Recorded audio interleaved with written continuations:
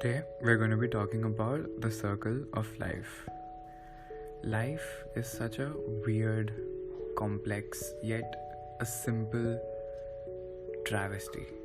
Travesty is a harsh word for it because, you weren't given a chance before you were born, were you?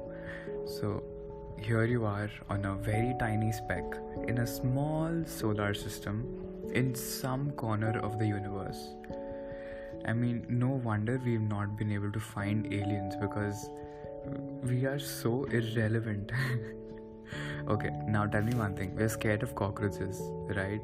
And now if I were to put you up against a giant which is 500 times our size, would you be scared? You'd shit your pants, wouldn't you? And we're even scared of people that are our own size. We're scared of everything. So why would aliens visit us?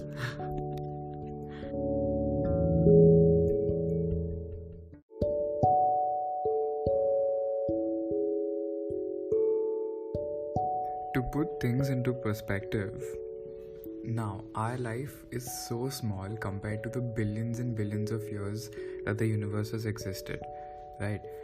Now it's amazing to think about how we have been self-sustaining. Now we've got this very small planet that is in a solar system revolving around the sun, and it would be as if we've not interacted with anything outside our solar system. There's Voyager 1 who's just crossed our solar system, but that's like we're just going to be getting information from there. So what I'm trying to understand over here is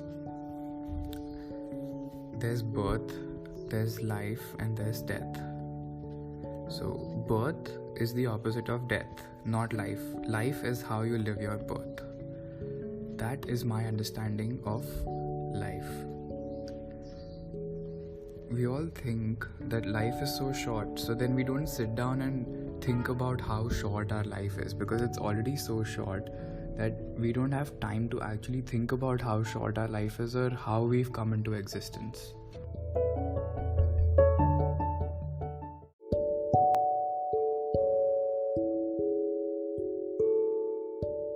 It's kind of foolish when you think about how short our life is because we're already shortening it even more. But how short can you even make it? Right now, if we were to live up to 70 years, if we had a terminal illness, we would live to about average 30, let's say. Now, a century ago, during the Spanish flu, around those times, an average person lived to around 30 years of age. So, another century from now, maybe it doubles a little more than that also, around 150, let's say. And then maybe at that time, someone with a terminal illness would live to 70. We would still think that life is so short, irrespective of how many ever years we live. So it's kind of amazing to think about how unsatisfied we are as humans and how short our lives are. How small of a margin do we have compared to time to make a dent in our small world, and how small would it be to make a dent in the entire universe? It's nothing. You can't even try to fathom or understand how small we are. So anyway, coming back to Earth and understanding the circle and the cycle of life, the circle of life reminds me of this musical play that I had seen in Piccadilly Circus in London. This was about quite a few years ago. It was 9 years ago. And we all loved Lion King when we were young, right? We've all seen all the parts and everything. But there was this one particular beginning. Was it the beginning? Yes, I think it was. So wherein Rafiki, the monkey, that is the spiritual leader of the pride of lions over there in that jungle, he goes over. So first of all the animals get together in that particular semicircle to worship or praise or give respects to Simba, the newborn. And then Rafiki, the spiritual monkey of the entire pride, goes up to him and then wo tika lagata hai, like that. And then he picks him up from Nala, I think his mother was, and he picks him up from there, and then he goes up to the edge of the rock, and then he just puts him up as upper, and at that moment everybody loses their shit, and that is the celebration of birth. And I also remember this particular part just before Mufasa dies. He tells Simba about how antelopes eat grass and we eat antelopes. So Mufasa tells Simba this. And then when we die, we become grass. And that's what the antelopes eat. So it's such a small example to explain the circle of life, but it's actually so true.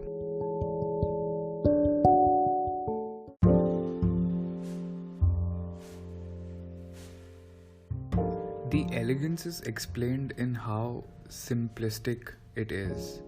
When we humans die, we also become grass, and then now I don't want to take the same example of we eating cows or we eating sheep or we eating what? We eat lamb, yeah, we do eat lamb, chicken or whatever, but you get the point, right? That's the entire circle of life. We give rise to our newborns, we celebrate their birth, and they mourn our death.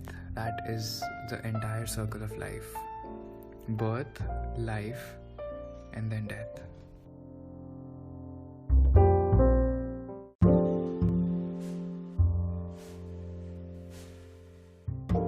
In this short amount of time, there are so many complexities that arise from people trying to manipulate us to live the way that they want us to live, then to acquiring jobs, then to have a business, to start something, to have some kind of goal in life.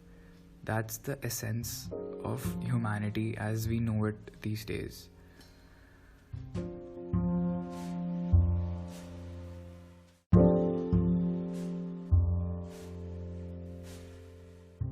Don't get me wrong, it's always good to have a purpose because you need something to wake you up in the morning and to get you out of bed. That's always there, but it's again very cliche. All this stuff is very cliche, but it has to be told so as to be implemented in our lives. We have to actually start doing what makes us happy. And happiness, I think, is a choice. It's an ambition. It's a state. And it's not a particular feeling, although it is, but it's more of a choice, you see. There'll be beggars on the street who are happier than us right now. I was just seeing these videos from this YouTube channel, Invisible People, and you can see he goes and talks to these homeless people around the US, in the US, and they are still smiling, yaar. I mean, I saw this one particular video where that guy understands that he's addicted to heroin, but then he's still smiling. There's this one girl who was in crutches in London for the past 4 years, and even she's smiling about that. Everybody in that channel is just smiling when that person just goes up to them and just talks. That's it. So the essence of life is just to pick a state of being happy. We are again on this very small, tiny planet in just some corner of the universe, and nothing what we do is going to matter. We can think of it as in a pessimistic way or an optimistic way. Actually, nothing is going to matter. So just do things that make you happy. Just make yourself happy. Make your peers happy, your family. Just do stuff for them. They'll do stuff for you. When you throw out good energy into the world, you're bound to attract good energy. Because when you die, there's going to be works of yours which is going to remain. People are going to remember how you made them feel. When lions die, they become one meal for the antelope. But when we die, we are going to become food for thought for everyone that we can influence in this world. And that, I think, is very beautiful. Think of it a little romantically. We're in this distinct rock floating around in space. Nothing that we're going to do is going to matter to anyone except this particular secluded, quarantined, if I may, planet. And in another few million years, even that's not going to matter because the earth is also going to vanish once the sun becomes a red giant.